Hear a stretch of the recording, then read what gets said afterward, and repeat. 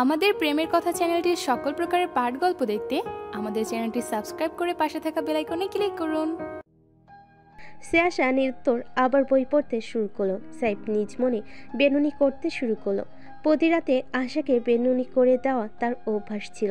মেয়েটি বেনুনি করতে পারত না, তার অভ্যাস ভাঙতে দেয়নি আশা। যাওয়ার আগে অভ্যাস বহাল রাখার জন্য এই ছোট্ট সুন্দর উপহারটা তাকে দিয়ে গিয়েছে। মলিন মুখে মেয়ের মাথায় দীর্ঘক্ষণ স্নেহের পরশ দিয়ে দিল। সিয়াশাও মলিন হয়ে যাও মুখে বাবার দুহাত টেনে নিজের গলা জড়িয়ে ধরল। মিলান কণ্ঠে জিজ্ঞাসা করলো, মাম্মাকে মনে পড়ছে পাপা? নো। মিথ্যা কেন বলছো বুড়ো? বুড়ো বলবে না তো, তোমার বান্ধবীরা এখন আমাকে দেখলে ফিদা হয়ে যায়, বলে ওহ আঙ্কেল আপনি কত হ্যান্ডসাম। তাহলে তুমি কোন দিক থেকে আমায় বুড়ো বলছো? তারা আঙ্কেল বলে ভদ্র ভাষায় ইনডাইরেক্টলি বুড়ো বলেছে, আর আমি সরাসরি বুড়ো বলেছি। তোমার বোকা মস্তিষ্ক ভেবেছে তোমার প্রশংসা করেছে। সিয়াশা গম্ভীর গলায় পড়ল। সাইফ ঠোঁটে ঠোঁট চাপলো। তাকে সারাদিন বুড়ো বলে। বুড়ো বয়সে মনে হয় কারো মনে রং লেগেছে, বুঝছো গিন্নি? তাকে নিষেধ করে দিও এসব চরিত্রহীনতা যেন আর না করে। আমি এখনো বেঁচে আছি। আমার মেয়ে ছাড়া অন্য কারোর দিকে চোখ দিলে আমি সেটা কখনোই সহ্য করব না। একবার ছেড়ে দিয়েছি মেয়ের জন্য, এবারও জেলে ঢুকাবো মেয়ের জন্য। আশফাক আহমেদ কাপড় আয়রন করতে করতে বলল, আগামীকাল সিয়াশার হাসপাতালে অনুষ্ঠান। তার নাতনি ডাক্তার হিসেবে পরিচিতি পাবে। হাসপাতালে ইন্টার্নি করা প্রত্যেকেই আগামীকাল একজন পরিপূর্ণ এমবিবিএস ডাক্তার হিসেবে পরিচিতি পাবে। তাই আজ বাড়িতে অনেক তোড়জোড় চলছে। তারা সকলে যাবে অনুষ্ঠানে সামিল হবে। সে এখন সিয়াশার আগামীকালের পোশাক রেডি করে রাখছে। আগামীকাল রাতে অনুষ্ঠান রেখেছে সাইফ। বিশাল আয়োজন হবে। আত্মীয় স্বজন আশা ফাউন্ডেশনের বাচ্চাদের নিয়ে। সাইফ চৌধুরীর একমাত্র মেয়ে ডাক্তার হয়েছে বলে কথা। আয়োজনের কমতি থাকবে না সেখানে। সাইফ ভুরু কুচকে শ্বশুরের দিকে তাকিয়ে মুখ বাঁকালো। বুড়ো লোক সকলকে নিজের মতো মনে করেছে। শ্বশুরের কথাই পাত্তা না দিয়ে সে সোজা হেঁটে বেরিয়ে গেল ঘর থেকে। সে আজন্ম চরিত্রহীন এই উপাধি সে তার শ্রদ্ধেয় শ্বশুরের থেকে পেয়েছে। মহাপাপ করেছিল কিনা সে, আর সেই মহাপাপ হলো সে প্রেম করে বিয়ে করেছে। এই খোঁটা তাকে সারা জীবন শুনতে হবে। বিড়বিড় করতে করতে প্লেটে ভাত তরকারি নিয়ে নিল। মেয়েকে খাইয়ে দিবে, পড়া শেষ করবে সেই মধ্যরাতে। খিদে পাবে নিশ্চয়ই। ঘরে ঢুকতেই সিয়াশা চিৎকার করে উঠল, পাপা তুমি কি করেছো? মাথায় তেল কেন দিয়েছো? তুমি কি জানো না আগামীকাল অনুষ্ঠান? আমি এই চুল নিয়ে অনুষ্ঠানে ছবি তুলবো কি করে? ছবি ভালো আসবে না তো। সাইফ হতাশ হলো। ছবি ভালো আসবে না, এটাই মূল সমস্যা। পাত্তা না দিয়ে বলল, সকালে গোসল করবে তখন শ্যাম্পু করে নেবে। সিয়া শুনল না, মুখ ফুলিয়ে বসলো।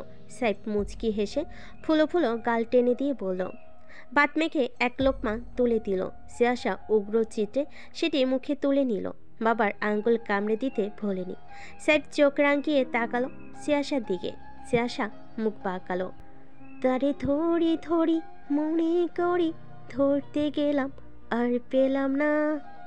দেখেছি দেখেছি রূপসাগরে মনের মানুষ, কাঁচা সোনা। কর্ণকুহরে প্রবেশ করা সমুদ্র শব্দগুলো মস্তিষ্কের নিউরনে তীব্র উৎপাত শুরু করে দিয়েছে। ঘুমন্ত নিশ্চল স্নায়ুগুলো উজ্জীবিত হলো। তবুও ঘুমের রেশ কাটতে চাইল না। চোখ বন্ধ করেই পড়ে রইল কিছুক্ষণ। আড়মোড়া ভেঙে চোখ মেলতে দেখা মিলল ঘুটঘুটে তিমিরে ডোবা নিজের ঘর। থাই গ্লাস আবৃত সাফেদ পর্দা ভেদ করে প্রভাতের আলো ঢুকছে না। পুরোপুরি সকাল হয়নি। প্রতিদিন এমন সময় ঘুম থেকে অভ্যাস থাকায় আজও এই সময়ে ঘুম ভেঙে গেল সিয়াশার। মুচকি হেসে বিছানা থেকে নামতে গেল সে, কিন্তু নড়তেই ধপ করে কিছু পড়ার শব্দ পেল। সে সচকিত মাটিতে রাখলো। অমনি ঠাস করে কিছু ফেটে গেল। সিয়াশা চিৎকার দিয়ে উঠল। বুক ধস করে উঠল তার। সকাল সকাল এসব কি? নিজেকে ধাতস্থ করে নড়চড় না করে সেখানে বসে রইল। সতর্ক কণ্ঠে মিনিকে ডাকতে লাগলো, মিনি, এই মিনি ওঠ, ঘরে এসব কি রেখেছিস? নড়লেই ধূপধাপ শব্দ হচ্ছে কেন? পরিবর্তে কোনো আওয়াজ আসলো না। পুনরায় ঘরে নিস্তব্ধতা ছেয়ে গেল। মেয়েটি গেল কোথায়? আজ তার আগে উঠল নাকি? এটাও বুঝি সম্ভব? ঘুম কাতুরে মেয়েটি তার ঘরে মেঝেতে গদি বিছিয়ে ঘুমায়। নিজের রুম খাট দেওয়ার পরও সে এখানেই ঘুমায়। তার একা থাকতে ভয় করে। তার উপর আবার সে বিছানায় ঘুমাতে পারে না, তার গা ব্যথা করে। অত নরম গদিতে সে ঘুমাতে পারে না। সে বিরক্ত হয়ে এসি রিমোট হাতিয়ে বের করলো। সেটি বন্ধ করে গলা উঁচিয়ে বাবাকে ডাকলো। পাপা, পাপা। এবারও কোনো আওয়াজ আসলো না। উপায় না পেয়ে মোবাইল খুঁজলো, পেল না। তাই সাবধানে বিছানা থেকে নামতে লাগলো। সাথে সাথে পুরো ঘর আলোকিত হয়ে উঠল। সে চমকিত আশেপাশে ঘাড় ঘোরালো। পুরো ঘরের সিলিং মেঝে সাদা বেলুন দিয়ে ভর্তি। ঘরের এক কোণে একটা মানবদেহের স্কেলেটন ঝোলানো। টেবিলের উপর নতুন স্টেথোস্কোপ, নতুন অ্যাপ্রন। ঘরের আরেক পাশে দুটো বড় বড় লাগেজ। আনন্দে ঝলমলে হয়ে ওঠা মুখে দেখছিল সব কিছু। তন্মধ্যেই সমস্বরে আওয়াজ আসলো, কনগ্রাচুলেশন টু আওয়ার প্রিন্সেস।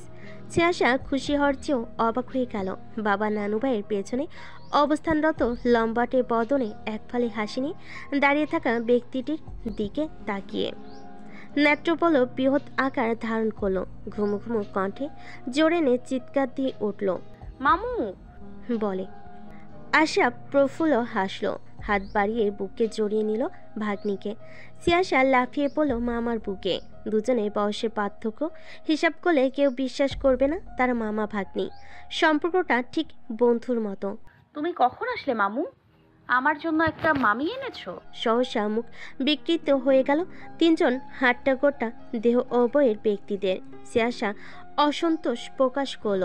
বিয়ে নামক প্রথার নাম শুনলেই এই তিনজনের মাঝে যত প্রকারের উদাসীনতা দেখা যায়। আশরাফ বিকৃত মুখে বলল, আমি সিঙ্গেল আছি, এটা তো তোর সহ্য হয় না তাই না শিয়া? হবে কি করে?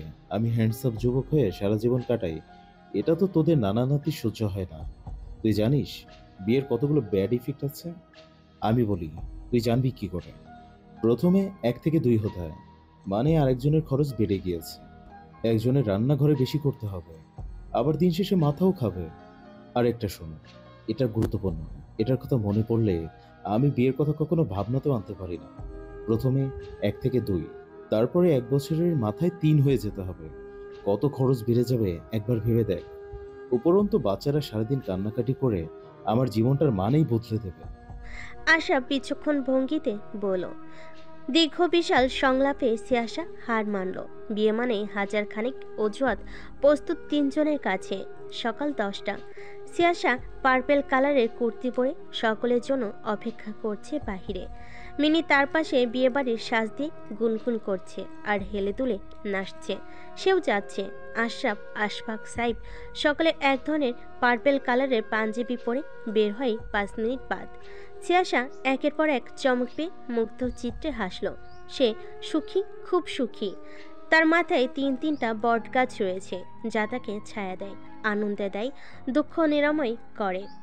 পুরো দিনটা তার কাছে স্বপ্নের মতো কাটে। মায়ের ইচ্ছা পূরণ করতে পেরে সিয়াসা নিজের কেবিনে ঢুকে ডুকরে কেঁদে উঠল।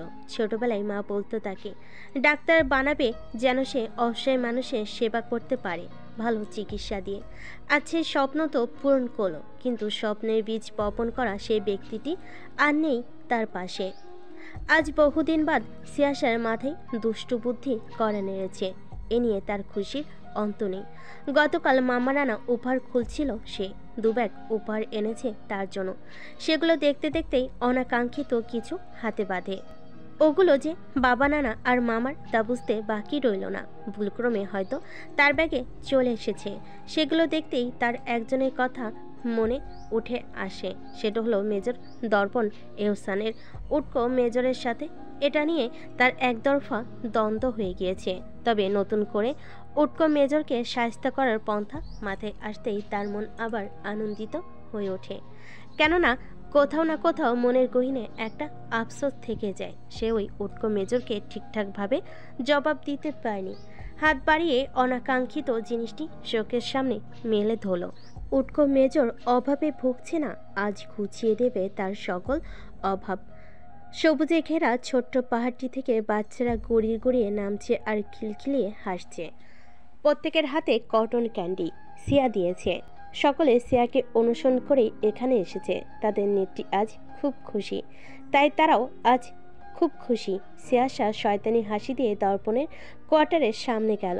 বাচ্চারাও অমত করল না। সুপারম্যান আর সিয়ার মধ্যে তো সন্ধি হয়ে গিয়েছে, এখন আর কোনো অপকর্ম করবে না সিয়া।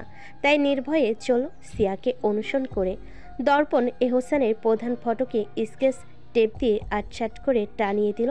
সাদা কালো কেলভিন ক্লেইনের ছোট্ট পোশাকটির সাথে কালো মার্কার দিয়ে বড় বড় করে লেখা একটা কাগজ, যেখানে লেখা আন্ডারওয়্যারের অভাবে ভোগা এক অসহায় মেজরকে আশা ফাউন্ডেশনের পক্ষ থেকে ছোট্ট সহায়তা।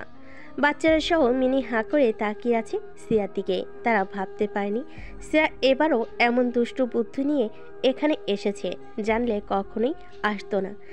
এখন তাদেরকেও নিশ্চিত শাস্তি দেবে সুপারম্যান, থুকু আয়রনম্যান হবে এখন। সিয়াশা ওষ্ঠপুটে কুটিল হাসি নিয়ে কোমরে হাত দিয়ে রসিয়ে রসিয়ে বলতে লাগলো, বেটা খচ্চর, তোকে চুমু খাবো আমি? আমার জীবনে এমন খারাপ মুহূর্ত আসার আগে আমি দুনিয়া থেকে বিদায় নিতে পছন্দ করব। কাঠখোট্টা মানুষ কোথাকার, কাঠকে গিয়ে চুমু খা। কোন মেয়ে ওই সিগারেটে পোড়া কালো ঠোঁটে চুমু খাবে? অদরকারি একটা জিনিস কেটে পানিতে ভাসিয়ে দে। বলতে বলতেই বদ্ধ দরজায় লাগানো পোশাকটি সরিয়ে কারোর উদাম লোমহীন বুক নজরে এলো। সিয়াশা ভুরু কুঁচকে মাথা উপড়ে তুলল। শান্ত তীক্ষ্ণ সরু দৃষ্টি মুহূর্তেই ফালাফালা করে দিল তার আমোদিত চিত্রটা। শুকনো ঢুকিলে সুস্পষ্ট দৃশ্যমান শিরা উপশিরা যুক্ত হাতখানা আঁকড়ে ধরা নবটির দিকে তাকালো। তালা ঝুলছে কিন্তু লাগানো না, তার মানে ঘরটি তালাবদ্ধ ছিল না, ভেতর থেকে আটকানো ছিল। ভেতরটা হতাশ হয়ে পড়ল। কাচুমাচু মুখে নিজের চারপাশে তাকালো। বাচ্চাগুলো গায়েব। মির্জাফরের বংশধরগুলো আবারও তার সাথে বিশ্বাসঘাতকতা করেছে, সঙ্গ ছেড়ে দিয়েছে। সে বোকা বোকা হেসে দরজায় হেলান দিয়ে দাঁড়ানো ব্যক্তির দিকে তাকালো। লোকটা সবসময় তোয়ালে পড়ে ঘরে কেন?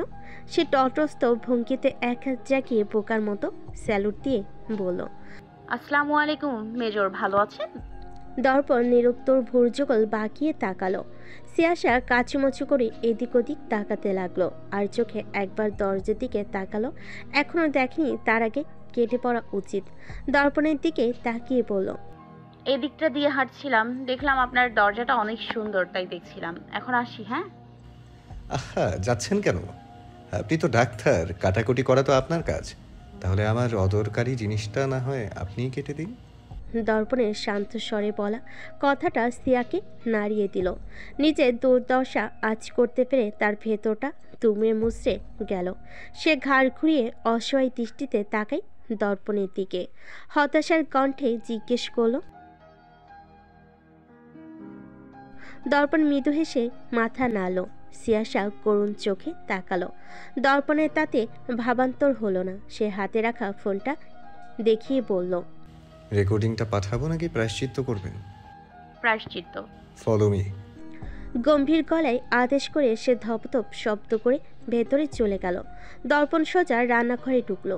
সিয়াশা বিভ্রম নিয়ে দর্পণকে অনুসরণ করলো। নিজের দুষ্টু বুদ্ধি আজ নিজের উপরই ভারী পড়ল। রান্নাঘরে ঢুকেই দর্পণ গমগমে স্বরে একটি পাত্রর দিকে নির্দেশ করে বলল, ওখানে মাংস ভিজিয়ে রাখা ওই ঝুড়িতে সবজি আর ওই কৌটায় চাল রয়েছে। 1 কাপ চাল রান্না করবেন, আমার তাতেই হয়ে যাবে। প্রয়োজনীয় সব কিছু এই বাম দিকের ক্যাবিনেটের ভেতরে পাবেন। রান্না ঠিকঠাকভাবে না হলে রেকর্ডিং দুটো ঠিকঠাক জায়গায় পৌঁছে যাবে। বলে সে গট গট করে বের হয়ে গেল রান্নাঘর থেকে।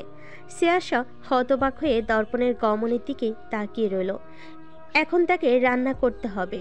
দর্পণ গোসল করে আয়নার সামনে দাঁড়ালো। কিছুক্ষণ আগেই কোয়ার্টারে ফিরেছিল সে। পোশাক পরিবর্তন করতে করতে ল্যাপটপে চলমান সিসি ক্যামেরার দিকে তাকাতেই চোখে পড়ে ক্ষণ পরিচিত মুখটি, যে রসিয়ে রসিয়ে কথা বলছিল। সে আনমনা নিজেই ঠোঁটে হাত বোলালো। ততটা কালো নয়, দৈহিক বর্ণের সাথে সামঞ্জস্যপূর্ণ একটা রং।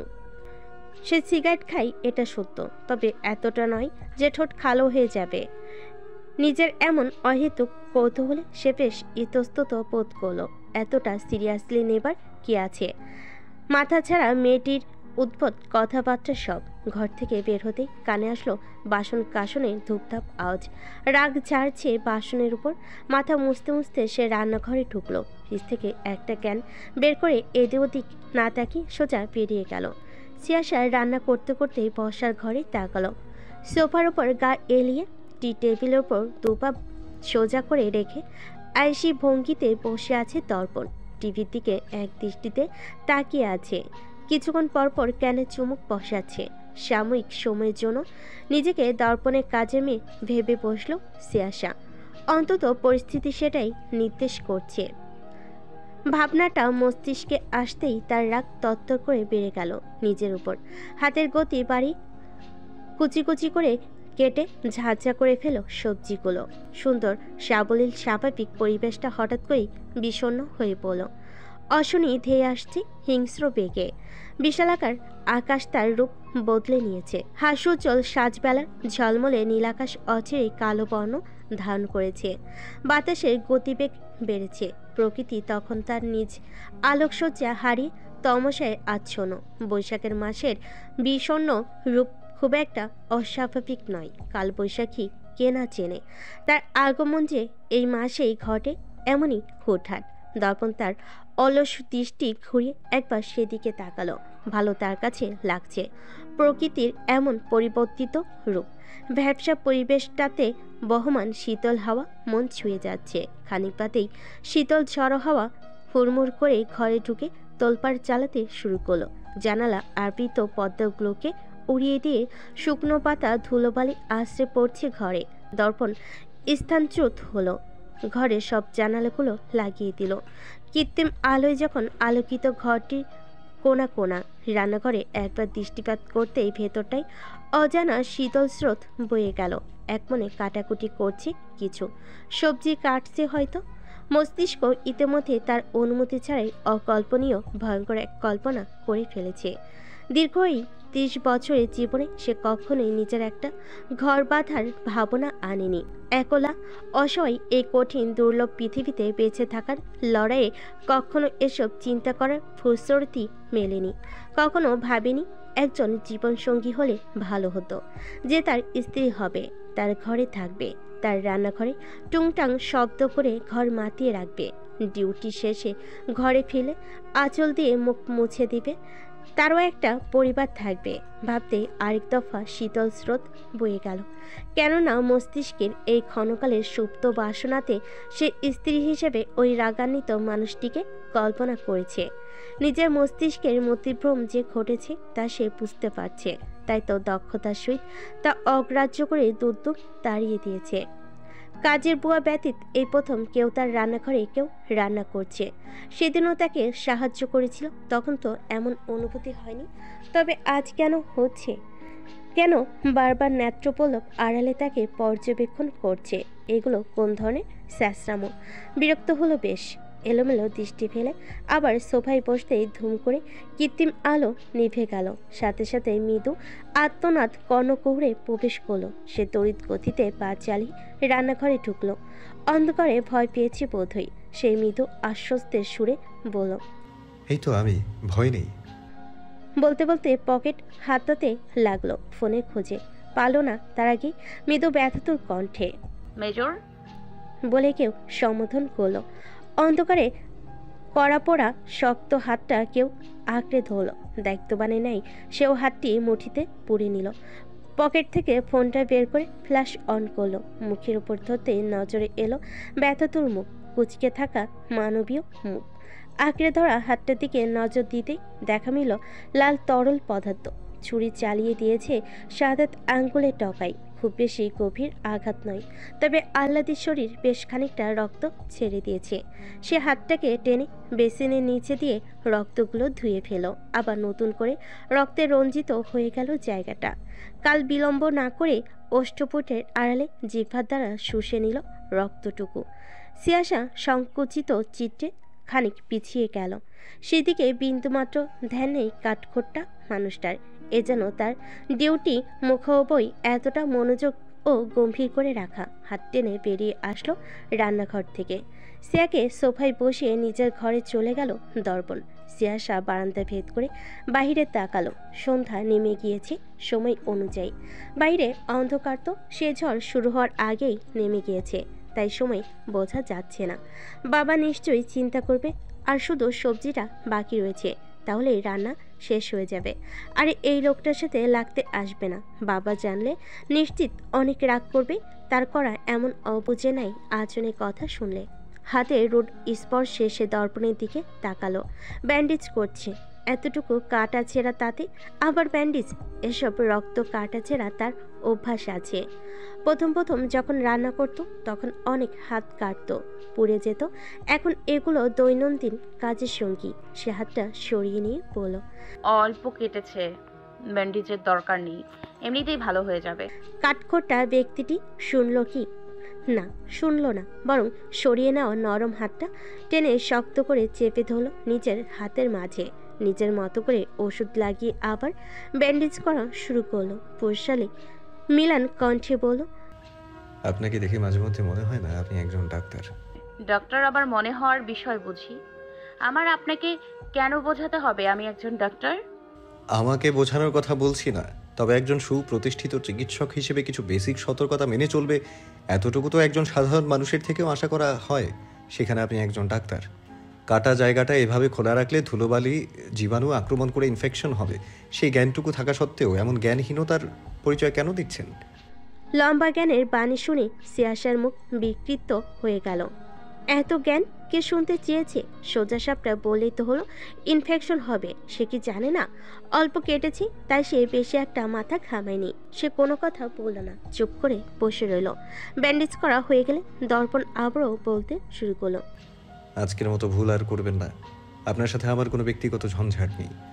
এই অযথা এমন উদ্ভট আচরণ করে নিজের ম্যাচিউরিটি নষ্ট করবেন না। যদিও আপনাকে আমার প্রথম দিনই ইম্যাচিওর মনে হয়েছিল, এতদিনের করা আচরণে সেগুলো সত্য প্রমাণিত করে দিলেন আপনি। বলে দর্পণ সিয়ার চোখের দিকে দৃষ্টিপাত করলো। মোবাইল ফোনের ফ্ল্যাশ লাইটের অনুজ্জ্বল আলোতে অনেকটা স্পষ্ট দুজনে মুখশ্রী। নাকের পাটা ফুলিয়ে আছে মেয়েটি। কথায় কথায় রেগে যায়। কিছুটা সময় সেদিকেই ইতস্ততা দূরে ঠেলে তাকিয়ে রইল। কণ্ঠে নম্রতা এনে বলল, বাসায় যাবেন কি করে? অনেকটা বজ্র বৃষ্টি পড়ছে। ছাতায় বাঁধ মানবে, তবে দেহ পানির ছোঁয়া থেকে রক্ষা পাবে না। কি করবেন তাড়াতাড়ি বলুন, আপনি চাইলে আমি দিয়ে আসতে পারি। চিয়াশা বসা থেকে উঠে দাঁড়ালো, থমথমে মুখে বলল, আর সবজিটুকু বাকি আছে, শুধু সেটুকু রান্না করি, তারপরে যাব। আপনার চিন্তার দরকার নেই, দারোয়ান কাকাকে বললে সে পৌঁছে দেবে আমায়। আর রান্নার প্রয়োজন নেই, যতটুকু করেছেন তাতেই প্রায়শ্চিত্ত পূরণ হয়ে গিয়েছে। এখন এই কাটা হাত দিয়ে কাজ করিয়ে কাঠখোট্টা থেকে পাষাণ উপাধি পেতে চাই না আমি। দর্পণ বলল, কণ্ঠে তার বিদ্রুপ স্পষ্ট। সিয়া গায়ে মাখল না, রান্নাঘরের দিকে পা চালিয়ে বলল, এতটুকু কাটায় কিছু হয় না। যাদের একলা জীবন তারা এর থেকেও অনেক বেশি কিছু সহ্য করে। আপনি হয়তো জানেন না, জানার কথাও নয়। ওষ্ঠপুটে শ্লেষাত্মক হাসি ফুটে উঠল দর্পণের। আসলে কি সে জানে না একলা জীবনে কতটা ব্যথা সহ্য করতে হয়? কিচেন ক্যাবিনেটের সাথে হেলান দিয়ে দাঁড়িয়ে আছে দর্পণ। এক হাতে জ্বলন্ত ফ্ল্যাশ লাইট, সামনে দাঁড়িয়ে থাকা কড়া রমণীর দিকে তাক করা। সে একমনে রান্না করছে। আপাতত দৃষ্টিতে কেউ এই দৃশ্য দেখলে ভাবনা চিন্তা ছাড়াই তাদের সুখী দম্পতি বলে আখ্যায়িত করে দিবে। তবে ভেতরকার দ্বন্দ্ব জানলে হয়তো দা আর কুমড়া বলে আখ্যায়িত করত দুজনকে। আপনি কি জেনে শুনে এই কেসে হাত দিয়েছেন? মেজর ওয়ালি উল্লার প্রশ্নে দর্পণ তার থুতনি থেকে হাত নামালো। হ্যাঁ, বান্দরবান সেনানিবাস এবং সবগুলো সেনানিবাসের মধ্যে এই একটা কেস রয়েছে যেটা এখনো আনসলভড। এতগুলো মানুষের নির্মম মৃত্যু হয়ে গেল, ঘাতক এখনো অজানা। সেনাবাহিনীর এত বড় বড় কর্মকর্তা থেকে আজ পর্যন্ত তাদের ন্যায় বিচার দিতে পারল না। এমনকি শেষ পর্যায়ে আপনিও এই কেসের সাথে যুক্ত ছিলেন, অথচ দেখুন আপনারা কেউই একটা কোনো সিদ্ধান্তে আসতে পারেননি। মেজর ওয়ালিউল্লার মুখে তখন ঘোর অন্ধকার। আবার সেই অভিশপ্ত পরিস্থিতি শুরু হতে দেওয়া যাবে না। গম্ভীর গলায় জোর এনে বলল, এই কেসের বিরোধীয় কমান্ডার ছিল অবসরপ্রাপ্ত মেজর সাইদ চৌধুরী। সে এবং তার সিনিয়র জেনারেল আশফাক আহমেদ ব্যতীত এই কেসের আলো করা কেউ জানত না। আমরা তাদের হেল্পিং হ্যান্ড ছিলাম শুধুমাত্র নামে। সে বিষয়ে কোনো তথ্য কেউ জানত না। চূড়ান্ত সিদ্ধান্ত জানানোর আগে সে এই কেস ক্রস করে চাকরি থেকে অবসর নিয়ে নেয়। আর আপনি জানেন, একবার কেউ এই চাকরি থেকে অবসর নিয়ে পরবর্তী কোনো তথ্য দিয়ে মুখ করতে পারবে না। এতটা অজ্ঞতা থাকবে তার মধ্যে যেন সে কখনো এই চাকরিতে ছিল না। তবে আপনি কিভাবে এই কেসের গতিবিধি পুনরায় চালু করতে চান? ঠিক এই জায়গাটাতেই আমার প্রশ্ন। মেজর সাইফ চৌধুরী কেন ওই কেসের চূড়ান্ত সিদ্ধান্ত না দিয়ে এই কেস ক্লোজ করে দেয়? এর পেছনে ঘাতক পরিপূর্ণভাবে জড়িত সেটা বোঝাই যাচ্ছে। তবে কেন সকল কর্মকর্তারা চুপ করে আছে? দর্পণের শান্ত কণ্ঠস্বর পানিতে পরিপূর্ণ সাফেদ গ্লাসটা তুলে নিল মেজর ওয়ালি উল্লাহ। দর্পণের দিকে দৃষ্টি না দিয়ে ঢকঢক করে পানি পান করল সে। এলোমেলো দৃষ্টি ফেলে কণ্ঠ খাদে এনে বলল, আপনি একজন নিষ্ঠাবান সাহসী কর্মকর্তা মেজর দর্পণ। এই পেশায় আমি আছি বহু বছর, তাই এটা নিয়ে আমার অভিজ্ঞতা খানিক বেশি আপনার থেকে।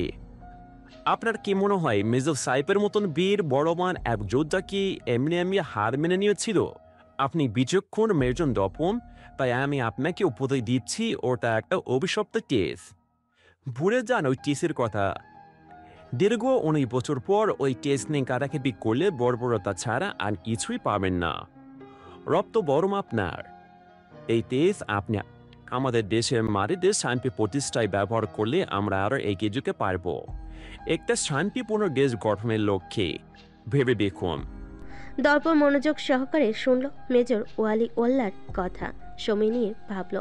মস্তিষ্কে এক জায়গায় এঁটে যাওয়ায় সে বিভ্রান্ত হলো না নিজেকে নিয়ে। গমগমে জেদি স্বরে বলল, আমি কেস রিওপেন করছি। এই কেস ক্লোজ হয়েছিল বান্দরবান সেনানিবাসে, রিওপেনও হবে এখানেই। এমনকি এবারের চূড়ান্ত সিদ্ধান্তও প্রকাশিত হবে। আপনি ফাইলগুলো পাঠানোর ব্যবস্থা করুন। মেজর ওয়ালিউল্লাহ দীর্ঘশ্বাস লুকিয়ে ফেলল। পেশাগত ফর্মাল রূপ থেকে বের হয়ে বোঝানো সুরে বলল, আপনার তো আপনার সিদ্ধান্তের কাছে খুব সহজে পৌঁছে যাবেন মেজর, কিন্তু প্রতিমধ্যে হারিয়ে যাওয়া আপনজনদের আর ফেরত পাবেন না। I love you. দর্পণ মুচকি হেসে মেজর ওয়ালিউল্লাহর সামনে এসে দাঁড়ায়। আমোদিত কণ্ঠে বলল, এই পৃথিবীতে দর্পণের আপনজন বলতে কেউ নেই মেজর। হারিয়ে ফেলার ভয় নেই, তাই হয়তো এত উদ্দামতা কাজ করে আমার মধ্যে। আসছি বলে সে গটগট পায়ে বেরিয়ে গেল। আমোদিত কণ্ঠে কথাটা বলল, তার মধ্যে লুকিয়ে থাকা শত শত মলিনতারা যেন লুকিয়ে থাকতে পারল না। মানিব্যাগের পা পাশে মুখ গমরা করে দাঁড়িয়ে থাকা মেয়েটিকে চোখের সামনে ধরে মলিন হাসল মেজর। প্রতিদিন তার জন্য উপহার নিয়ে যেতে হতো, না নিলে সারাদিন গাল ফুলিয়ে বসে থাকতো আর বলতো, ভাই আমার জন্য উপহার আনিনি, তার সাথে রাগ করেছি। এখন আর কেউ ভাইয়া বলে ডাকে না। ভেতরে থাকা চাপা আর্তনাদগুলো ঠেলে বের হয়ে আসছে। চেয়ার ছেড়ে সোজা বেরিয়ে গেল নিজের কামরা থেকে। উদাম পৃষ্ঠদেশে অস্পষ্ট দুটো ক্ষত দৃষ্টি আকর্ষণে সক্ষম। কাঁধ গলিয়ে তার কিছুটা নিচে একটা এবং পৃষ্ঠদেশের বা পাশের কাশেরুকার মাঝ বরাবর আরেকটা ক্ষত। সরু ধাতব বুলেটের দ্বারা আঘাতপ্রাপ্ত ক্ষত, গোলাগুলির সময় লেগেছিল। এমন আরও অনেক আঘাতের চিহ্ন ছিল পিঠ জুড়ে, যেগুলো অস্ত্রোপচারের মাধ্যমে অনেকটা স্বাভাবিক করেছে সাইফ। এখন শুধু অস্পষ্ট কিছু গভীর ক্ষত রয়ে গিয়েছে। ছোটবেলায় যখনই বাবার দেহে এমন সুস্পষ্ট আঘাতের চিহ্ন দেখত, সিয়াসার মন ভয়ে আর্তনাদ করে উঠত। তার বাবা কি কেউ মারে? নয়তো কিছুদিন পরপরই এমন আঘাত কোত্থেকে আসবে? বাবা নামক সুপারম্যানের কোনো আঘাত সহ্য করতে পারত না সিয়াসা। বাবাকে আদর করে জিজ্ঞাসা করত তার বাবাকে কে মারে। সে তাকে পুলিশ কাকুদের কাছে দিয়ে আসবে। সাইফ তখন হাসি মুখে বলতো, তোমার সুপারম্যানকে মারার সাহস কারোর নেই। তোমার সুপারম্যান খারাপ মানুষদের সাথে ডিসুম করে, তাই একটু ব্যথা তো লাগে। পরিপ্রেক্ষিতে সিয়াসা আনন্দিত উচ্ছ্বাসিত হয়ে উঠত। তার বাবা ডিসুম করে, কি আনন্দ! তার বাবাকে কেউ মারতে পারবে না। সময় গড়াতে থাকে। সিয়াসা তখন বুঝতে পারে তার সুপারম্যানের ক্ষতগুলো গভীরতা ও কারণ। বইয়ের দিকে তাকে আনমনা হয়ে বসে আছে সিয়াসা। বইয়ের দিকে দৃষ্টি থাকলেও অক্ষিপটে ভাসছে দর্পণের উদাম পিঠে জলজল করতে থাকা ক্ষতগুলোর চিহ্ন। 6টা বুলেটের চিহ্ন। এছাড়াও পিঠ জুড়ে কাটা ছেঁড়ার অভাব নেই। 2 দিন উদাম শরীরে দেখে এগুলো আবিষ্কার করলো সিয়া। কেমন একটা অনিশ্চিত জীবন এই সেনা কর্মকর্তাদের। এতে কি পরিবারের মায়া নেই? ব্যথা লাগে না নাকি? কই, তার বাবা তো এখন আর করে না ওই চাকরি পরিবারের ভালো থাকার জন্য। তবে দর্পণ কেন করছে? সিয়াসা ধ্যানচ্যুত হলো। পড়তে বসলে এমন সব অদ্ভুত ভাবনা জেঁকে বসে মস্তিষ্কে।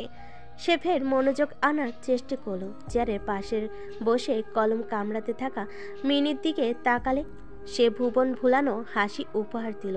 বিরক্তি নিয়ে বলল, আফা, sine theta by cos theta equal to tan theta, এগুলা কি রান্নার কোনো কাজে লাগে? মসৃণ কপালে কয়েকটা ভাঁজ সৃষ্টি হলো সিয়াসার। বলল, এগুলোর সাথে রান্নার কেন কোনো সম্পর্ক থাকবে? এগুলো তো হায়ার ম্যাথের বেসিক রুলস। ওটাই তো সমস্যা আফা। যদি রান্নার সাথে ঘরের কাজের সাথে এগুলার কোনো সম্পর্ক নাই থাকে, তাহলে আমি এগুলা কেন পড়তাছি? মিনির কণ্ঠে বিরক্তি। গ্রাম থেকে আম্মা পাঠাইছে কাজ করতে, মানুষের বাড়ি টাকা ইনকাম করতে, কিন্তু এখানে কাজ তো করায় না, সারাদিন শুধু পড়ায়। পড়ার চেয়ে তো কাজ করাই অনেক সোজা, আনন্দ। সিয়াসা মৃদু হাসলো। 2 বছর আগে মিনিকে কাজের জন্য আনা হয় তাদের বাড়িতে। 13 বছরের একটি বাচ্চা মেয়ে। পরিবারের টানাপোড়েনে কাজে বের হতে হয়েছে। এত ছোট মেয়ে দিয়ে কাজ করাতে সাইফের ঘোর আপত্তি, তবে সে তাকে তাড়াবেও না। সিদ্ধান্ত নেয় মিনি হাতে হাতে তাকে সাহায্য করবে, বাকি সময়টুকু সে পড়াশোনা করবে। সেই থেকেই একটা সম্ভ্রান্ত পরিবারের সন্তানের মতো বেড়ে উঠছে মিনি। এখন বিজ্ঞান বিভাগে ক্লাস 9-এ পড়ে। প্রচুর মেধাবী মেয়ে মিনি। যেই বছর তাকে স্কুলে অ্যাডমিট করা হয় সে বছরই সে ক্লাসে প্রথম হয়। কিন্তু মেয়েটা একদমই পড়াশোনা করতে চায় না, শুধু ফাঁকিবাজি। সে হাসি মুখে জিজ্ঞাসা করলো, মিনি, তোর কয়টা বন্ধু? ক্লাসের সবাই আমার বন্ধু। প্রথম যেদিন তুই স্কুলে গিয়েছিলি তখন কয়জন ছিল? একজনও না। তখন তো কেউ মিশতেই চাইতো না। কাজের মেয়ে, নোংরা মেয়ে বলতো।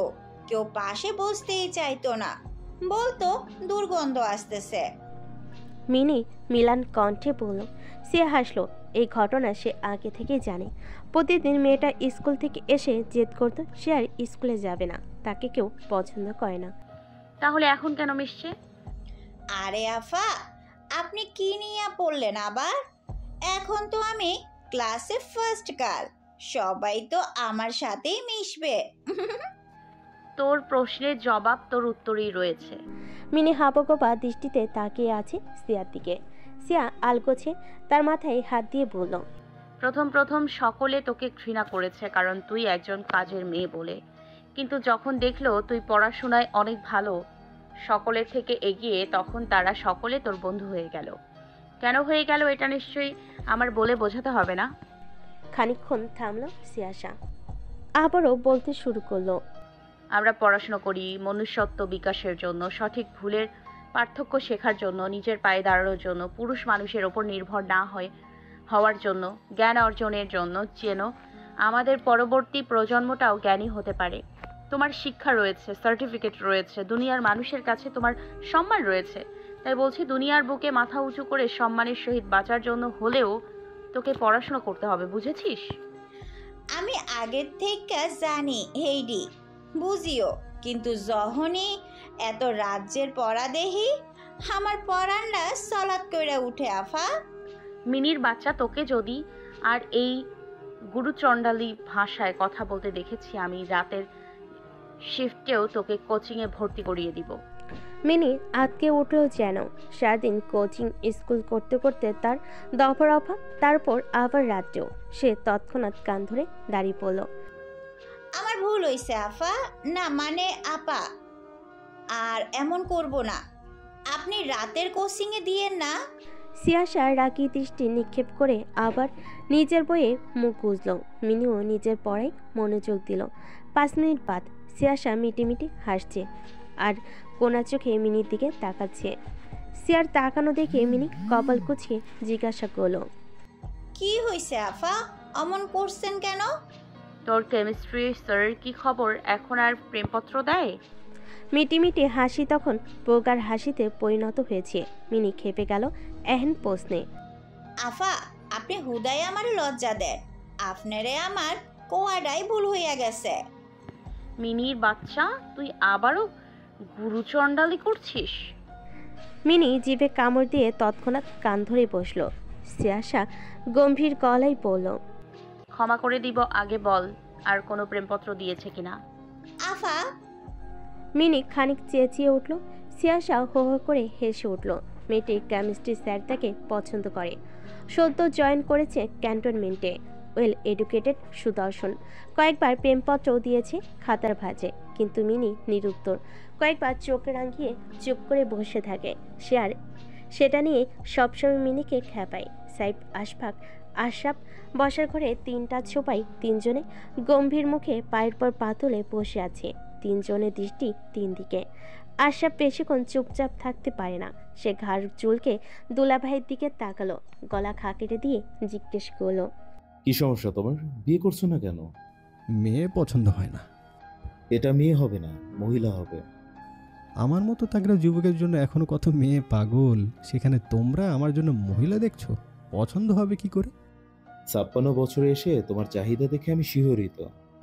আশরাফ ফিসলে হেসে বলল, তাদের মধ্যে শালা দুলাভাইয়ের থেকেও বন্ধুত্বপূর্ণ সম্পর্কটা জোরদার। ওটাকে চাহিদা বলে না, বলে রুচিবোধ। চরিত্রহীন লম্পটদের কাছ থেকে এমন নিম্নরুচির পরিচয় পাওয়া যাবে, এটাই স্বাভাবিক। আশফাক আহমেদের তাচ্ছিল কণ্ঠে সাইড কপাল কুঁচকাল। আপনার মেয়েও আমার মতোই রুচিবোধের পরিচয় বহন করে, তাহলে কি ধরে নেব আপনি আপনার মেয়েকে নিম্নরুচির মানুষ বলে গণ্য করেন? কি বললে তুমি? আমার মেয়ে নিম্নরুচির কাতারে পড়ে? আমি কই বললাম, আপনিই তো বললেন। আমি তোমাকে বলেছি। আমি আর আপনার মেয়ে তো একই। আমার আশার অযোগ্য তুমি। সেটাই। এখন তাহলে আমার যোগ্য একজনকে এনে দিন তাহলে। চরিত্রহীন ছেলে, তোমার কত বড় সাহস! তুমি নিজের শ্বশুরের সামনে দ্বিতীয় বিয়ের কথা বলছো? আমি কই বলেছি, বলেছে তো রাফি। ওটা আরেকটা নিমক হারাম। আমার খেয়ে আমার পরে আমার মেয়েকে জলে ভাসিয়ে দিয়েছে। আশরাফকে চোখ রাঙিয়ে বলল আশফাক আহমেদ। আশরাফ কাচুমাচু মুখে হাসলো। আমি জল, তুমি স্যালাইন, মিলেমিশে একাকার হয়ে আমরা করব জাদরেল শ্বশুরের নিপাতন। দুহাত উঁচু করে আড়মোড়া ভাঙতে ভাঙতে সুর তুলল সাইফ। দুলাভাইয়ের এমন অদ্ভুত ছন্দে আশরাফ খিক করে হেসে উঠল। আশফাক আহমেদ বিরক্তি দৃষ্টি নিক্ষেপ করলো। একজন দায়িত্ববান সেনাবাহিনীর কর্মকর্তা কিভাবে এমন উশৃঙ্খল ছেলে মানুষই আচরণ করতে পারে? একজন সেনাবাহিনী কর্মকর্তা হবে বলিষ্ঠ কঠোর ব্যক্তিত্বের মানুষ, তা না। এই ছেলে আস্ত এক ছেঁচড়া। পড়া শেষ করে সিয়াসা বাবার পাশে এসে ধপ করে বসে পড়ল। 3জনে থমথমে মিনমিনে মুখ দেখে সে ভুরু নাচালো। কি হলো, আবারও একে অপরের পেছনে লেগেছিলে? পিছনে কেন লাগবে, সামনে লেগেছি। আশা প্রফুল্ল হেসে বলল। সাইফ হাসলো, আলগোছে মেয়েকে কাছে টেনে নিল। আম্মা, তোমার ডাক্তার হওয়ার অভিনন্দন পার্টিতে তো সকলেই উপস্থিত হয়েছিল, কিন্তু আমার একজন নিকটস্থ পার্টনার উপস্থিত হতে পারেনি। তাই চাইছিলাম আগামীকাল যদি তাকে বাসায় এনে আপ্যায়ন করা যেত। কেন তুমি আমার কাছে জিজ্ঞাসা করছো কেন পাপা? তোমার যাকে ইচ্ছা যখন ইচ্ছা তখন এনে আপ্যায়ন করতে পারো, আমি সব তৈরি করে রাখবো, তুমি নিশ্চিন্তে থাকো। ধন্যবাদ বাচ্চা। ওয়েলকাম বুড়ো। বুড়ো বলবে না তো, আমি এখনো ইয়াং, হ্যান্ডসাম, বিবাহযোগ্য পাত্র। সাইফ থমথমে গলেই বলল। সিয়া মুখ বাঁকালো। বিয়ের নাম শুনলে পালিয়ে বেড়ানো লোকের মুখে বিয়ের শব্দ বেশ বেমানান। সকাল সকাল আশা পারসাই বাজার করতে গিয়ে তাজা তাজা সবজি থেকে শুরু করে প্রয়োজনীয় সব কিছু আনলো। আশরাফ ঘেমে নেই একাগার। একটা শর্টস আর হাতাবিহীন গেঞ্জি পরে কানে ইয়ারফোন গুঁজে সারা ঘরে হাঁটছে সে। কলিং বেল বাজতে সেদিকে এগিয়ে গেল। দরজা খুলতে তার ভুরু কুচকে গেল।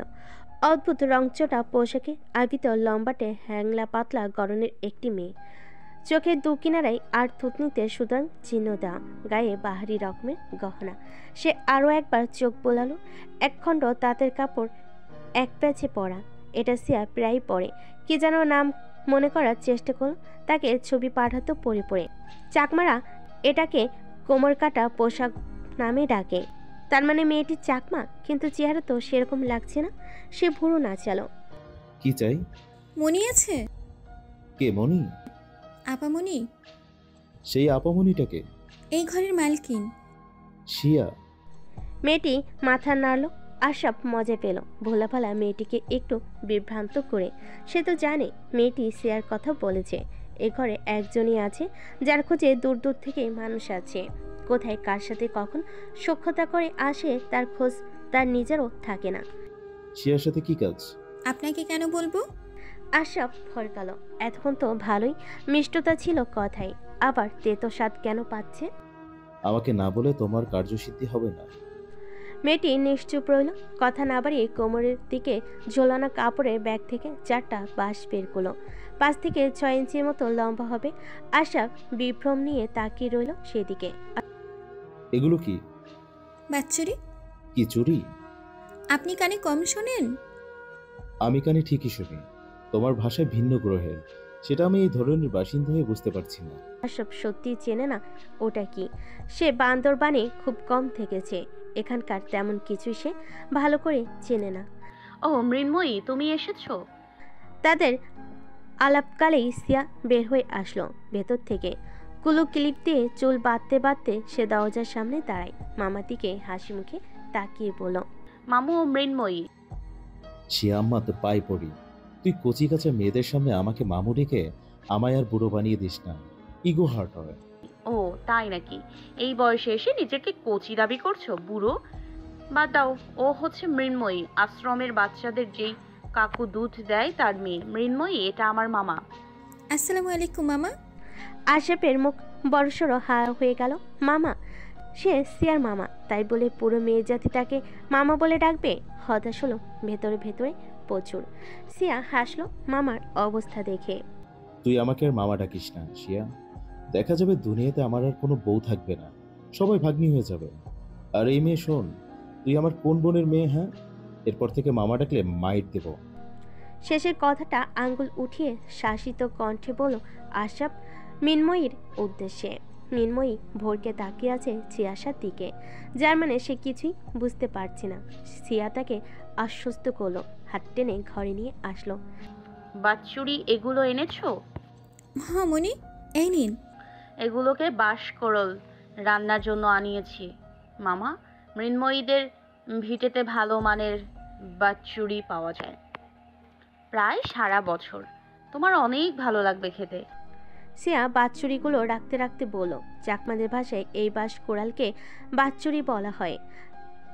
মারমারা বলে মাহুই আর ত্রিপুরারা বলে মেওয়া। সে সব কটাই জানে, তবে সে সবসময় মিনময়ীর ভাষাটাই ব্যবহার করে। মিনময়ী চাকমা নয়, তারা বাঙালি, কিন্তু তার পূর্বপুরুষ থেকেই তারা চাকমাদের পাড়ায় থাকে, তাই তাদের চলন বাচনভঙ্গি কিছুটা তাদের মতো। আশরাফ মাথা নাড়ল, সে বেশ উৎসাহী বাঁশকরল খাওয়ার জন্য। সিয়াসা মিনময়ীকে সোফায় বসে কিছু নাস্তা আনতে গেল। মিনময়ী অস্বস্তি নিয়ে হাত মুচড়াতে মুচড়াতে সোফায় বসল। এমনি সময় হলে সে হাসি মুখে মনির সাথে কথা বলতো, তাকে সাহায্য করত, কিন্তু এই লোকটার জন্য পারছে না। কেননা আশরাফের শানিত দৃষ্টি মিনময়ীর কোনা কোনা খুঁটে খুঁটে দেখছে। কত বড় চরিত্রহীন পুরুষ, একে না দেখলে সে জানতেই পারত না। সিয়াসা ব্যস্ত হাতে ভাজা সবজি বের করলো। মিনি তাকে প্রয়োজনীয় সকল কিছু এনে দিল। সাইফ রান্নাঘরে উকি দিয়ে বলল, বাচ্চা হেলদি ফুড রান্না করো, বুঝতেই পারছো একজন সেনা কর্মকর্তা। হ্যাঁ বুঝতে পেরেছি, সেনা কর্মকর্তা নন, অয়েলি খাবার, ভেজিটেবল ব্লাবলা। এত ঢং কেন তোমাদের পেশায় পাপা? দুনিয়ায় এসেছি দুদিনের জন্য, খাবো ইচ্ছা মতো, তারপর মরে যাব, কোনো আফসোস থাকবে না। সাইফ হাসলো মেয়ের ছেলে মানুষই আচরণে। সে তাড়াতাড়ি বের হয়ে গেল রান্নাঘর থেকে। আজ আশার সাথে গল্প করা হয়নি, এখন করতে হবে। বলতে হবে তার জাজ্জেল শ্বশুর আজ কতবার তাকে চরিত্রহীন লম্পট বলেছে। এই মিনি, কে আসবে রে জানিস? কেন আফা, আপনি জানেন না? মিনির কণ্ঠে বিস্ময়, নেত্রপুলক তার বড় বড় করে রাখা। কেন, প্রধানমন্ত্রী আসছে যে জানতে হবে? আপনার জন্য সে মন্ত্রী না, আইনমন্ত্রী হবে আফা। কিসের আইনমন্ত্রী? মেজর দরপর, যার ছোট্ট প্যান্ট নিয়ে আপনি টানা হেঁচড়া করছিলেন। সিয়াসা চোখ বড় বড় করে পেঙ্গুইনের মতো হেঁটে আসলো মিনির সামনে, কোমরে হাত দিয়ে বিস্ময় নিয়ে বলল, এই মিনি, সত্যি বলছিস? আপনার কসম। বেয়াদব, মিথ্যা হলে তো আমি মরে যাব।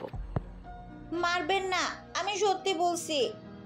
আচমকা সিয়াসা খুশি হয়ে গেল, আগের থেকেও বেশি উচ্ছ্বাসিত হয়ে সব সবজিগুলো এক একে ঝুড়িতে উঠিয়ে রাখলো। মিনি বিভ্রান্তিত চিত্রে উকিচুকি দিয়ে দেখছে আপা কি করে। ফ্রিজ থেকে গরুর মাংস, খাসির মাংস, মুরগির মাংস, পাঙ্গাস মাছ, পাবদা মাছ, ঘি, বাটার সব বের করলো। মিনি বিভ্রম নিয়ে জিজ্ঞাসা করলো, আপনি কি করতেছেন আফা? আপনাকে হেলদি ফুড রান্না করতে বলছে। সিয়াসা কিছু বলল না, শুধু কুটিল হাসলো। শান্তিপূর্ণ বহমান জীবনাচারে সরব আঁকাবাঁকা পথের দেখা মিলবে, এটাই স্বাভাবিক, এটাই কামনীয়, এটাই জাগতিক নিয়ম। কেননা স্বর্গ ব্যতীত এমন কোনো জায়গা নেই যেখানে মানুষে মানুষে ভেদাভেদ থাকে না, যেখানে খারাপ ভালোর মিশ্রণ থাকে না। পৃথিবীও ঠিক একই নিয়মে নিজেকে ধাবিত করছিল বিবর্তনের দিকে। তবে মানুষ এই ভেদাভেদ করতে করতে দিনকে দিন যাযাবরে পরিণত হয়েছে। কিছু স্বার্থ সন্ন্যাসী মানুষ সামান্য কিছু স্বার্থ হাসিলে পৃথিবীর সবচেয়ে নিকৃষ্টতম আচরণ, শিশু সম্ভ্রম, হাতি হত্যা নামক যখনও কাজও তাদের অভিপ্রেত নির্লিপ্ততা কাজ করে। আতঙ্ক বাড়ে, দৈন্যদের ক্ষমতাও ততই হারে বাড়ে, যেটা এখন আন্তর্জাতিক অপরাধ ট্রাইব্যুনালের ও একটি অংশ হয়ে দাঁড়িয়েছে। মানুষ যত সচেতন সচেষ্ট হয়ে উঠছে, তাদের বিরুদ্ধে ততই যেন তারা উচ্ছৃঙ্খল ক্ষমতাধর হয়ে উঠছে। মুখোশের আড়ালে ফেনা তোলা কেউটার ন্যায় ওত পেতে থাকে। সোনার এই দেশটিতেও এটি ঐদ্যুত্যরূপে চিরবিরিয়ে ওঠে দিনকে দিন। একটা সক্রিয় চক্র তৈরি হয়েছে, যেগুলো সুযোগ পেলে ত্রাস দৃষ্টি করছে মানুষের মনে। এদেরকে জঙ্গিবাদ বলা যায় না, আবার সন্ত্রাসবাদীও বলা যায় না। এমন বিশৃঙ্খলা সৃষ্টিকারীদের আইন নাম দিয়ে ব্যর্থ হয়। তাদের নাম দেওয়া মূল উদ্দেশ্য হতে পারে না, তাদের প্রতিঘাত করা মূল উদ্দেশ্য আইনের। সেই প্রতিঘাতের উদ্দেশ্যই 19 বছর আগে ট্রাই-7 নামে 7 জন ডিটেকটিভ কমান্ডারের আন্ডারে একটি গ্রুপ তৈরি করা হয়।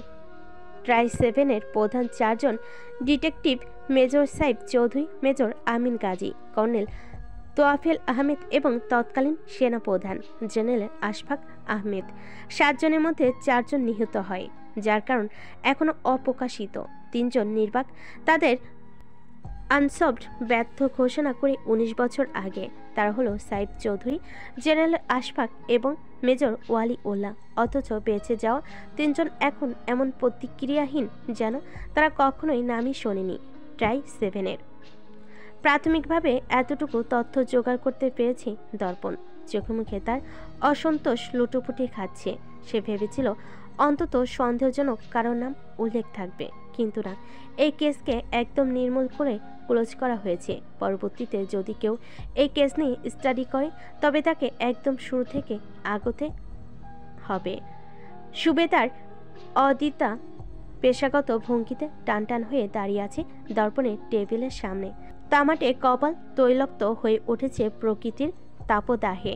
সেদিকে যার প্রণয় অবহেলা গুরুগম্ভীর মুখটাই। কপালে আঙ্গুল ঘেঁষে থমথমে কণ্ঠে জিজ্ঞাসা করল, মেজর সাইফের স্ত্রীর মৃত্যুও এই কেস চলাকালীন হয়েছিল, সেই ব্যাপারে কোনো তথ্য পাননি? নো স্যার, মেজর সাইফের স্ত্রী অ্যাক্সিডেন্টে মারা যায়, লোকমুখে এতটুকুই শোনা গিয়েছে। ট্রাই-7 জড়িত কোনো ফাইলে তার স্ত্রী সম্পর্কিত কোনো তথ্য উল্লেখ নেই। সুবেদার বলল। কপালে ভাঁজ দৃঢ় হলো দর্পণের। তার জানা তথ্যের সাথে পাওয়া কোনো তথ্যের মিল নেই। সূক্ষ্ম চিন্তার ভাঁজ কপাল থেকেই যায়। তাদের আলাপকালেই তথ্য প্রযুক্তির ধারকটি তীব্র শব্দ করে উঠল। 12:30 বাজে তার রিমাইন্ডার দিচ্ছে। সেদিকে নজর দিতেই দর্পণে খেয়াল আসলো, তাকে আজ কারোর আত্মীয়তা রক্ষা করতে হবে। বহুদিনের ব্যবধানে সাইফ দর্পণ একে অপরের জগিং পার্টনার হয়ে গিয়েছে। সেই সাথে আন্তর্জাতিক দেশের বিভিন্ন সমস্যা নিয়ে আলোচনা। তার ডাক্তার মেয়ের থেকে লুকিয়ে চুপিয়ে ডায়েটকে একদম তুচ্ছ তাচ্ছিল্য করে দুজন পেট পুড়ে বাটারে তৈরি চিকেন বান খাওয়া, কোলেস্টেরল কমাতে করা দৌড়ঝাঁপ ডায়েট দুজনের বন্ডিংয়ের কাছে ফিকে হয়ে যায়। সেখান থেকে সাইফের আক্ষেপ, সে তার মেয়ের অভিনন্দন পার্টিতে যোগদান করতে পারেনি, তাই আজ তার নিমন্ত্রণ তাদের বাড়িতে। শ্রদ্ধার জায়গা থেকে হলেও তাকে এটা গ্রহণ করতে হয়েছে, কিন্তু যে এই নিমন্ত্রণের উৎস, তার জন্য তো কিছুই নেওয়া হলো না। সে অনাহুতর ন্যায় অর্দিতা নামের মেয়েটির দিকে তাকালো। তার ডিপার্টমেন্টের একজন সুদক্ষ সৈনিক অদিতা। সে সুবেদারকে বলল, সুবেদার, আপনি যতদূর সম্ভব এটা নিয়ে স্টাডি করুন, বাকি কথা রাতের মিটিংয়ে জানানো হবে। এখন আপনি আসতে পারেন।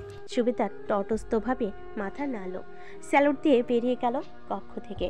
সে যেতে দর্পণ অর্দিতার উদ্দেশ্যে বলল, মিস অদ্রিতা, আপনার হাতে কোনো কাজ না থাকলে আমায় একটু সাহায্য করুন। অদিতা যেন চাঁদ হাতে পেয়ে গেল। চোখে মুখে লুকায়িত উচ্ছ্বাস যেন ঠিকরে বের হয়ে আসছে। তবু পেশাগত কঠোরতায় সামিয়ানা দ্বারা মেয়েলি আবেগ সামলে নিয়ে বলল, বারান্দার সেনানিবাসে সে কর্মরত বছর দুয়েক। তবে নয়া যোগদান করা এই কাঠখোট্টা কর্মকর্তার প্রতি অচিরেই আনমনে একটা সুপ্ত বাসনা লালিত হচ্ছে। একই পেশায় যুক্ত হয়তো কোনো বাধা আসবে না। সে বিগলিত হেসে বলল, আই অলওয়েজ ফ্রি স্যার, বলুন কি করতে হবে। ধন্যবাদ, ফলো মি। বলে সে গটগট পায়ে বেরিয়ে গেল। পাঁচতলা বিশালাকার আড়ম্বরে মুখরিত শপিং সেন্টার। দর্পণ বিভ্রান্ত নিয়ে আশেপাশে তাকালো। কোথায় ঢুকবে? জামার দোকানে, নাকি জুতা, নাকি চকলেট? ও মেয়েদের তো সাজগোজ খুব পছন্দের। কি যেন বলে, কসমেটিক্স মেবি। হ্যাঁ, সেটাই ভালো হবে মনে হয়।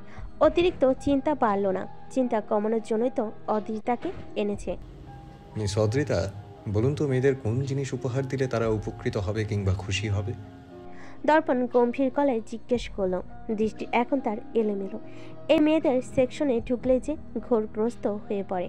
কোনটা রেখে কোনটা কিনবে ভালো হবে। অদিতার মুখে খানিক অন্ধকার নেমে এলো। স্যার কার জন্য উপহার কিনবে? গার্লফ্রেন্ড? সে কৃত্রিম হাসি টেনে বলল, কার জন্য নেবেন স্যার? আপনার বোন নাকি অন্য কেউ? না মানে বয়স গড়ন জানলে একটু সুবিধা হতো উপহার বাছাই করতে। না, আমার কোনো বোন নয়। এতটুকু শুনতেই আরো অন্ধকার ছেয়ে গেল অদিতার মুখশ্রী। ফ্যাকাশে চোখে তাকালো দর্পণের দিকে। আমার একজন পরিচিত গুরুজন তার মেয়ের জন্য ঘরোয়া নিমন্ত্রণ। বয়সের ব্যাপারে তো তেমন কিছু জানি না, তবে আনুমানিক 25-26 হবে, যেহেতু সদ্য ডাক্তার হয়েছে। মধ্যে শত প্রজাপতিরা ডানা ঝাপটাতে লাগলো অর্দিতার মন মস্তিষ্কে। মলিনতা দূর হয়ে উল্লাসিত চঞ্চল হয়ে উঠল নিভে যাওয়া পতন। পরপরই আবার মিলিয়ে গেল সকল উল্লাস দর্পণের কথায়। আর দেখতে কিছুটা মাখনের মতো সফট, হলদেটে খুঁতহীন বরণ। দর্পণ ঠোঁট কামড়ে ভাবুক কণ্ঠে বলল, সে সিয়াশাকে দেখেছে, গভীরভাবেই দেখেছে, তবে তার বর্ণনা দেওয়ার অভিজ্ঞতা তার নেই। মেয়েদের অপার্থিব সৌন্দর্যের বর্ণনা কিভাবে দেয়? মাথায় এগুলোই এসেছে বর্ণনা স্বরূপ, তাই এগুলোই বলে দিয়েছে। অর্দিতা কোনো মতে হাসল। পরিচিত একজনের মেয়ে, তাই বলে এমন বর্ণনা আশা করেনি সে। বলল, তাহলে তো খুব সুন্দরী। আপনি বরং সাজগোজের কিছু জিনিস নিতে পারেন। আজকালকার মেয়েরা তো মেকআপ সুন্দরী হয়, পছন্দ করবে খুব। সকলে এমন হয় না। আপনি বরং চলুন, আমরা ওই দোকানটাতে ঢুকি। একটা গহনা দোকানের দিকে নির্দেশ করে বলল দর্পণ। অর্দিতা কিছুটা অবাক হলো দর্পণকে গোল্ডের দোকানে ঢুকতে দেখে। সে হাস্যকর কণ্ঠে বলল, আপনি নিশ্চয়ই গোল্ডের কিছু উপহার দেবেন না স্যার? এত দামি উপহার সামান্য ঘরোয়া নিমন্ত্রণে তো কেউ দেয় না। নিমন্ত্রণ তো নিমন্ত্রণ হয়, ঘরোয়ার এলাহি বলে কিছু হয় না। তেমনি উপহারও এমন হওয়া উচিত যা জীবনের শেষ পর্যন্ত একজনের সাথে থাকবে, কাজে লাগবে। বলে সে একটা ব্রেসলাইট হাতে নিল। দূর থেকে এটাই চোখে বেঁধেছিল, তাই ঢুকেছে এখানে। হোয়াইট গোল্ডের উপর ডায়মন্ড কাটের ব্রেসলেট। সে মুচকি হাসলো। রাগী মেয়েটা যখন হাত নাড়িয়ে নাড়িয়ে কথা বলবে, তখন ঝুলন্ত চাঁদ তারাগুলোও নাচবে। সে কিনে নিল সেটা। এই জীবনে শুধু ইনকাম করেই গেল, খুব একটা খরচ তার নেই। ব্যাংক থেকে প্রতি মাসে মেসেজ আসে আপনার অ্যাকাউন্টে জমা হয়েছে। সে কখনো অ্যামাউন্ট পড়েও দেখে না, ঠিকভাবে বলতে পারবে না কত হয়েছে, গণিত নাকি অগণিত, গড নোস ওয়েল। গায়ের রক্ত ঝরে সে দেশের জন্য, টাকার জন্য নয়। তনর্থে নিজের বাচ্চার তাগিদে যেটুকু প্রয়োজন, মাঝে মধ্যে একজন খরচ করার মতো মানুষের খুব প্রয়োজন বোধ করে। সে তার অবহেলিত টাকাগুলোকে খরচ করবে, বলবে আমার এটা লাগবে, ওটা লাগবে, এটা এনো, ওটা এনো, আমাকে কিছু টাকা দাও। তবে আফসোস, এমন আবদার করার মতো ত্রিভুবনে তার কেউ নেই, তাই এই খরচটাও তার কাছে অতি সামান্য ঠেকলো। পুরোটা সময় অর্জিতা দ্বিধা দ্বন্দ্বের মধ্যে কাটিয়ে দিয়েছে। একটা সামান্য পরিচিত মেয়ের জন্য স্যার এত দামি উপহার দিল। মনে মনে বেশ কয়েকবার উম্মা প্রকাশ করলো দর্পণকে। হতাশা ছেয়ে গেল ভেতরে ভেতরে, তবে তার হতাশা নিমেষেই উবে গেল দর্পণের কথায়। আপনি তো নাকের ফুল পড়েন, এটা আপনার জন্য। আর অনেক ধন্যবাদ সাহায্য করার জন্য। অর্দিতা নিতে চাইল না। এটাও দামি ডায়মন্ডের 3 পাথরের একটা নথ, তবে দর্পণের কথা নয়, বরং আদেশের পরিপ্রেক্ষিতে সে কিছুই বলতে পারল না। হাসি মুখে উপহারটা নিল এবং মন থেকে শঙ্কার বীজও দূর হয়ে গেল। স্যার উদার মনের মানুষ, সকলের ক্ষেত্রে সে এক প্রভেদহীন। জোরের নামাজটা দর্পণ সাইফ আশফাকের সাথে গলির মোড়ের বড় জামে মসজিদে পড়ল। তাদের সাথে হাঁটতে হাঁটতে চৌধুরী নিবাসে চলে গেল সে। গেট সংলগ্ন রাস্তায় আসতেই একজন সৈনিক দাঁড়িয়ে আছে ফুলের তোড়া আর একটা ব্যাগ হাতে। দর্পণ বলল সেটি তার মালিকের কাছে পৌঁছে দিতে। সে আসা দরজা খুলতেই দেখা মিল ধবধবে সাদা পাঞ্জাবিতে আবৃত বলিষ্ঠ দেহের 3 সুপুরুষের। সরু চোখে একবার তাকিয়েছিল ওই আটসাট শ্যামরঙ্গা মুখচ্ছিরির দিকে, তবে তাকে একদম অদেখা করে ঢুকে গিয়েছে। পেছন থেকে একজন খাকি পোশাকে আবৃত সৈন্য বিশালাকার একটি ফুলের তোড়া ধরিয়ে দিল। চিমচাম গরনের দেহটার খানিক বেগ পেতে হলো মস্ত বড় তোড়াটি ধরে থাকতে। তোড়ার আড়াল থেকে মাথা বের করে বিভ্রম নিয়ে জিজ্ঞাসা করলো, এটা আমায় কেন দিচ্ছেন অমর ভাই? পাপা এনেছে? নো ম্যাম, এটির দর্পণ স্যারের নির্দেশে আপনাকে দেয়া হয়েছে। কি? সিয়াসার কণ্ঠে বিস্ময়। সে একবার অদূরে মৃদু হেসে গম্ভীর গলায় কথা বলতে থাকা ব্যক্তিটির দিকে তাকালো, আরেকবার লাল গোলাপে পরিপূর্ণ তোড়াটির দিকে। মানুষকে ফুল দিতে হয়, এটা বুঝি কাঠখোট্টা লোকটা জানে? আশরাফ সাহেব আশফাক দর্পণ জমে আড্ডা দিচ্ছে, খুব জমে উঠল। 4 জন যুক্তিবাদী নাগরিক হিসাবে দেশের সকল সমস্যা এমন যুক্তিবাদী মানুষদের আড্ডাতেই যেন সমাধান হয়। আইনগতভাবে সেগুলোই শুধু খবরের কাগজে ছাপা হয়, কালপিটদের আর খতিয়ে দেখা হয় না। মাঝে মধ্যে আশরাফ আর সাইফের উচ্চস্বরে হাসির শব্দ আসছে। দর্পণ আশফাক নিঃশব্দে হাসে, তাও ক্ষণকালের জন্য। বেশিক্ষণ হাসি দেখা যায় না গম্ভীর মুখখানায়। সকলে আমোদিত চিত্রটা নিয়ে হাজির হলো খাবার টেবিলে। মিনি আর সিয়াসা সবকিছু সাজিয়ে রেখেছে আগে থেকে। সাইফ উচ্ছ্বাসিত হয়ে প্রত্যেকটা খাবারের ঢাকনা তুলল। মুহূর্তেই তার মুখ ফ্যাকাশে হয়ে গেল। সাইফের ফ্যাকাশে মুখ দেখে আশফাক আর আশরাফও উকি দিল খাবারগুলোর মাঝে। শশা মুখে হাত দিয়ে কেসে উঠল আশরাফ ও আশফাক। ঘিতে ভাজা পোলাও, মশলা তেলে জুবুথুবু রোস্ট লাল হয়ে আছে।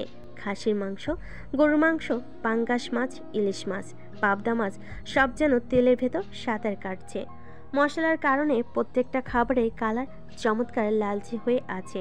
স্যাপের মাথা হেট হয়ে গেল খাবারের অবস্থা দেখে। এমন খাবার তো দর্পণ মুখও তুলবে না। মেয়েটি যে প্রথম দিনে প্রতিশোধ তুলেছে সেটা বোঝার আর বাকি রইল না। সে জানে সেই কথা। শ্বশুর শালার দিকে অসহায় হয়ে তাকালো সে। একজনকে ডেকে এনে এভাবে অপদস্থ করার কোনো মানে হলো? এতে তো তাকে অপমান করা হচ্ছে। আশফাকও অসহায় বোধ করলো। এখন চাইলে রেস্টুরেন্ট থেকে খাবার আনতে পারে, কিন্তু এতে সিয়াসাকে ছোট করা হবে। সাহেব লজ্জিত ভঙ্গিতে বলল, ইয়াং ম্যান, আমি দুঃখিত। শিয়া হয়তো বুঝতে পারেনি তুমি অয়েলি খাবার, হ্যাভি খাবার এড়িয়ে চলো। আসলে ভুলটা আমারই। আমার উচিত ছিল তাকে সাবধান করা। আমি খুবই লজ্জিত। এটা কি করছেন স্যার? এখানে লজ্জিত হওয়ার কিছু নেই।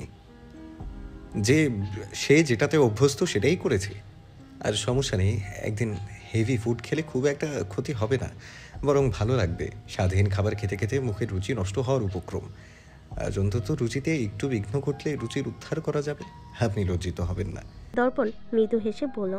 সাইপের মুখে তখনও অন্ধকার। সে মুখ ছোট করে বলল, তুমি চাইলে আমি বাহির থেকে খাবার আনতে পারি। নো স্যার, কোনো দরকার নেই। আপনি বসে পড়ুন, আমি এটাই খাবো। ঘরোয়া খাবারের স্বাদের কাছে বাইরের সকল খাবারের স্বাদ তুচ্ছ। অতঃপর অতিরিক্ত মশলা, তেল, মরিচ সহ সেই খাবারগুলোই সকলে বিনা অভিযোগে খেয়ে নিল। পুরোটা সময় মিনি তাদের পাশে ছিল, কিন্তু সিয়া ঘরে ঘাপটি মেরে বসেছিল, একবারও বের হয়নি। এসব কোন ধরনের ছেলে মানুষই শিয়া? Have you lost your mind? একটা মানুষকে নিমন্ত্রণ করে এনে এভাবে অপদস্থ করে কি পেলে তুমি বলো তো? এতে করে তুমি তোমার প্রতিশোধ নাওনি, বরং আমাকে ছোট করেছো তার সামনে। সাইফের রাগান্বিত কণ্ঠস্বর। সিয়াসা হাঁটুতে মুখ গুজে চুপচাপ বসে আছে, মাঝে মধ্যে চোখ বেয়ে পানি গড়িয়ে পড়ছে। বিগত 10 মিনিট যাবৎ সাইফ বকছে সিয়াসাকে। বাবার থেকে এত বকা সে কখনো খায়নি, তাই আজ এভাবে তার খারাপ লাগছে। আমি সত্যি এটা আশা করিনি তোমার থেকে। আমি চাইলেই বাকি সবার মতো তাকে কোনো 5 তারকা হোটেলে খাওয়াতে পারতাম, কিন্তু আমি সেটা করিনি। কেন জানো?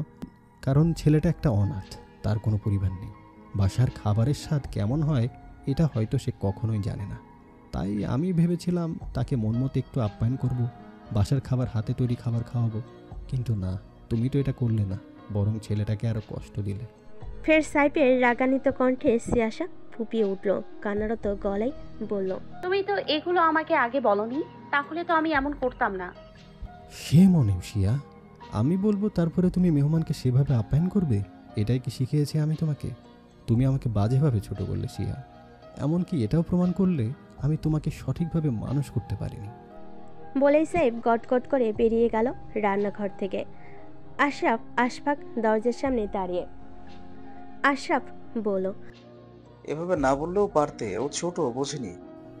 জীবনের 25টা বছর পার করে এসেছে সে, এখনও তাকে ছোট বললে সেটা তাকে উচ্ছন্নে যেতে দেওয়া হবে, তার ভুল কাজগুলোকে প্রশ্রয় দেওয়া হবে।